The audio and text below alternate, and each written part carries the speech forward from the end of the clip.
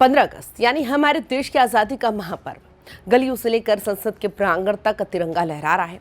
लाल किले की प्राचीर से बड़े बड़े भाषण दिए जा रहे हैं, देशभक्ति के गीत गूंज रहे हैं और हम सब बड़े गर्व से कह रहे हैं हम आज़ाद भारत के नागरिक हैं। लेकिन जरा ठहरिए, उत्सव की इस चकाचौंध के बीच आइए एक ऐसा सवाल पूछते हैं जो अक्सर तालियों के शोर में कहीं दबा दिया जाता है। साल 2026 में जब हमारा देश आज़ादी के 80वें साल के मुहाने पर खड़ा है, क्या इस देश की आधी आबादी यानी हमारी महिलाएं सच में आज़ाद हैं? क्या आज़ादी का मतलब सिर्फ देश की सरहदों का महफूज होना है या फिर आज़ादी का असली मतलब एक महिला का बिना किसी डर के रात के 12 बजे सड़क पर चलना, अपनी पसंद के फैसले लेना, अपनी जिंदगी की डोर अपने हाथों में थामना और बिना किसी झिझक के सत्ता के सबसे बड़े मंच से लेकर कला और खेल के मैदान तक अपनी आवाज़ बुलंद करना? अगर आज महिलाएं अंतरिक्ष में जा रही हैं, संसद में नीतियां बना रही हैं, तो निशानेबाज में गोल्ड मेडल ला रही हैं, तो फिर आज भी रात ढलते ही किसी बेटी के घर लौटने की चिंता में माँ बाप की सांसें क्यों अटक जाती हैं? अगर हम इतने आगे बढ़ चुके हैं तो फिर आज भी किसी महिला के राजनीतिक या सामाजिक फैसलों पर पुरुष रिश्तेदारों की छाया क्यों मंडराती है? आज 15 अगस्त के इस खास मौके पर हम चलेंगे इतिहास के पन्नों से लेकर आज की जमीनी हकीकत तक और खास तौर पर बात करेंगे उस बिहार की जिसे कभी सामाजिक और राजनीतिक बंदिशों का गढ़ माना जाता था, लेकिन आज उसी बिहार की बेटियां संसद, विधानसभा और कला संस्कृति के मंचों पर नया इतिहास लिख रही है। नमस्कार, आप देख रहे हैं वाइबिन बिहार झारखंड। मैं हूं आपके साथ मुदिता त्रिपाठी। अगर हम इतिहास के पन्नों को पलटे तो बिहार की महिलाओं की तस्वीर कैसे थी? एक दौर था जब बिहार में घूंघट की ओढ़नी इतनी भारी होती थी कि महिला की अपनी कोई पहचान नहीं बचती थी। चार दीवारी के अंदर बंद जिंदगी, पढ़ाई लिखाई से दूरी, कम उम्र में शादी और फैसले लेने का हक सिर्फ घर के पुरुषों के पास। राजनीति की बात तो बहुत दूर की थी। गांव की पंचायत में भी अगर कोई महिला जनप्रतिनिधि चुन ली जाती थी तो उसकी जगह उसका पति या ससुर मुखिया पति बनकर सत्ता चलाता था। महिला केवल कागजों तक सीमित रह जाती। लेकिन क्या आज 2026 का बिहार वही पुराना बिहार है? जवाब है बिल्कुल नहीं। बदलाव की इस कहानी की शुरुआत साल 2006 से हुई, जब बिहार देश का पहला ऐसा राज्य बना जिसने पंचायती राज संस्थाओं में महिलाओं को 50% आरक्षण दिया। इस एक फैसले ने बिहार के ग्रामीण समाज की नींव हिला दी। जिस औरत ने कभी घर की दहलीज पार नहीं की थी, वो हाथ में माइक थामकर गांव के विकास की योजनाएं बनाने लगी। आज बिहार में जीविका दीदी आंदोलन से जुड़ी 1 करोड़ से भी ज्यादा महिलाएं अपने पैरों पर खड़ी हैं। वे केवल चूल्हा चौका नहीं संभाल रही, बल्कि छोटे छोटे कुटीर उद्योगों से लेकर बैंकों के संचालन तक में अपनी धाक जमा चुकी है। जिस बिहार में कभी बेटियों को बोझ समझा जाता था, आज उसी बिहार में साइकिल और पोशाक योजना ने बच्चियों को स्कूल की ओर ऐसा दौड़ाया कि आज उच्च शिक्षा में लड़कियों की तादाद लड़कों के कंधे से कंधा मिलाकर कर रही है। बात करते हैं राजनीतिक, खेल और संस्कृति के उन मंचों की जहां बिहार की युवा बेटियां अपनी पुरानी परंपराओं को तोड़कर अपना परचम लहरा रही हैं। बिहार में कुल मतदाताओं की बात करें तो लगभग 3.6 करोड़ से ज्यादा महिला मतदाता हैं और सबसे दिलचस्प बात तो ये है कि पिछले कुछ चुनावों से बिहार में महिलाओं का वोटिंग प्रतिशत पुरुषों से ज्यादा रहा। यानी बिहार की इस महिला अब ये तय कर रही है कि राज्य में सरकार किसकी बनेगी। इस नए दौर की सबसे बड़ी पहचान वे युवा महिलाएं हैं जो किसी की छाया में नहीं बल्कि अपनी काबिलियत पर मुकाम हासिल कर रही हैं। बात करेंगे शाम्वी चौधरी की, जो समस्तीपुर की हैं। महज 25 से 26 साल की उम्र में देश की सबसे युवा सांसदों में से एक बनकर संसद पहुंची शाम्वी चौधरी।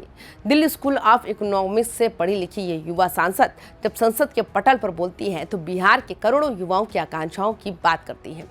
वे साबित करती है कि बिहार की युवा महिला केवल वोट बैंक नहीं, वे देश का नेतृत्व करने के लिए तैयार है। बात करें डॉक्टर मीसा भारती यानी पाटलिपुत्र से हैं। पाटलिपुत्र जैसी कठिन और हाई प्रोफाइल सीट पर लगातार संघर्ष करते हुए जीत दर्ज करने वाली मीसा भारती आज संसद में अपनी पार्टी और बिहार के मुद्दों पर एक बेहद मुखर आवाज है। वीणा देवी, वैशाली जैसे जटिल राजनीतिक समीकरणों वाले क्षेत्र से निकलकर संसद पहुंची वीणा देवी ने ये साबित किया कि बिहार की महिलाएं जमीनी राजनीति की कसौटी पर खरी उतरती हैं।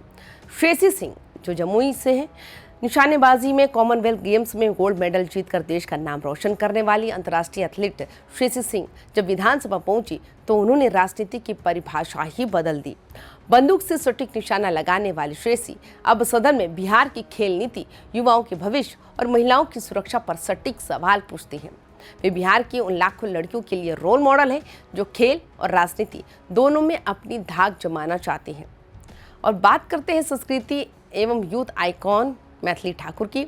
मधुबनी की मिट्टी से निकलकर पूरे देश में अपनी सुरीली आवाज का जादू बिखेरने वाली मैथिली ठाकुर आज बिहार की उस जेन-ज़ी पीढ़ी का चेहरा है जो अपनी जड़ों और अपनी भाषा से गर्व से जुड़ी है। जब चुनाव आयोग ने उन्हें अपना स्टेट आइकॉन बनाया तो ये साबित हो गया कि एक युवा लड़की अपनी कला, संस्कृति और बेबाक विचारों से पूरे राज्य के युवाओं को जागरूक करने की ताकत रखती है। लेकिन अब आइए सिक्के के दूसरे पहलू को देखते हैं। क्या ये तस्वीर उतनी ही सुनहरी है जितनी नजर आती है? क्या संसद या विधानसभा पहुंच जाना ही संपूर्ण आज़ादी की गारंटी है? हम इस बात से इनकार नहीं कर सकते कि राजनीति और समाज में महिलाओं की भागीदारी बढ़ी है, लेकिन आज भी जब हम जमीनी हकीकत देखते हैं तो कई जगह पति परमेश्वर का प्रभाव दिखता है। आज भी कई महिला जनप्रतिनिधियों के पीछे उनके पुरुष रिश्तेदारी ही सारे फैसले लेते हैं। टिकट बंटवारे के वक्त राजनीतिक दल महिलाओं को आगे तो करते हैं, लेकिन आम मध्य वर्गीय या गरीब परिवार की किसी आम लड़की के लिए राजनीति में बिना किसी गॉडफादर के आगे बढ़ना आज भी एक बहुत बड़ी चुनौती है। आज़ादी का असली पैमाना राजनीतिक पद या मेडल नहीं, बल्कि एक आम महिला की दैनिक सुरक्षा है। आज 2026 में भी क्या बिहार या देश के किसी कोने में एक आम नौकरी पेशा लड़की बिना किसी खौफ के देर रात दफ्तर से अकेले घर लौट सकती है? क्या आज भी हमारे समाज में लड़कियों को उनके कपड़ों, दोस्तों और रहने के तौर तरीकों पर जज करना बंद कर दिया गया? अगर कोई महिला अपने हक के लिए आवाज उठाती है तो उसे तुरंत ज्यादा चालाक या संस्कारहीन का टैग दे दिया जाता है। कार्यस्थलों पर अफसरों की कमी और असमानता आज भी एक कड़वी सच्चाई है। इसका मतलब यह है कि हमने कानूनी और राजनीतिक आज़ादी का रास्ता तो तय कर लिया, लेकिन सामाजिक और मानसिक आज़ादी की जंग हम आज भी लड़ रहे हैं। आज़ादी कोई ऐसी चीज़ नहीं है जो एक बार मिल गई और ख़त्म हो गई। ये एक निरंतर चलने वाली प्रक्रिया है। बिहार की महिलाओं ने ये साबित कर दिया है कि अगर उन्हें थोड़ा सा भी अवसर और प्रोत्साहन मिले तो वे फर्श से अर्श तक का सफर तय कर सकती हैं। महिला आरक्षण कानून लागू होने के बाद आने वाले समय में संसद और विधानसभाओं में 33% महिलाएं होंगी, लेकिन हमें केवल संख्या नहीं बढ़ानी, हमें उन महिलाओं को आत्मनिर्भर और विचारशील बनाना है। जब तक एक महिला आर्थिक रूप से किसी पर निर्भर रहेगी, वो पूरी तरह आजाद नहीं हो सकती। बिहार की बेटियों को डिजिटल साक्षरता, स्टार्टअप्स और व्यावसायिक शिक्षा से जोड़ना होगा। आज़ादी का मतलब सिर्फ महिलाओं को बदलना नहीं, बल्कि पुरुषों की सोच को बदलना है। बेटों को ये सिखाना होगा कि महिला की आज़ादी उनकी सत्ता के लिए खतरा नहीं, बल्कि एक स्वस्थ समाज की निशानी है। सरकार और पुलिस प्रशासन को ये सुनिश्चित करना होगा कि कानून का डर इतना खौफनाक हो कि कोई भी अपराधी किसी महिला की तरफ आंख उठाकर देखने की हिम्मत ना करे। तो दोस्तों, 15 अगस्त की सुबह हमें मुस्कुराने का मौका जरूर देती है, लेकिन साथ ही अपने भीतर झांकने की चेतावनी भी देती है। आज जब हम आज़ादी का जश्न मना रहे हैं तो हमें खुद से एक सवाल पूछना होगा, क्या हम एक महिला को सिर्फ तभी तक आज़ाद मानते हैं जब तक वो हमारे बनाए दायरों, हमारी शर्तों, हमारी मर्जी के मुताबिक जी रही है? जिस दिन इस देश और बिहार की हर एक बेटी को अपनी ज़िंदगी का फैसला लेने के लिए किसी से इजाज़त नहीं लेनी पड़ेगी, जिस दिन आधी आबादी को अपनी सुरक्षा के लिए किसी पहरेदार की ज़रूरत नहीं होगी, और जिस दिन संसद की दहलीज से लेकर गाँव की पगडंडी तक हर औरत बिना किसी हिचकिचाहट के अपनी बात रख सकेगी, शायद सही मायनों में उसी दिन भारत की आज़ादी पूरी होगी। तो आपको क्या लगता है कि 2026 की महिला सच में आज़ाद हो चुकी है या फिर असली आज़ादी की जंग अभी बाकी है? अपनी बेबाक राय नीचे कमेंट बॉक्स में जरूर लिखिए और 15 अगस्त की आपको ढेर सारी शुभकामनाएं। अपना ख्याल रखें। नमस्कार।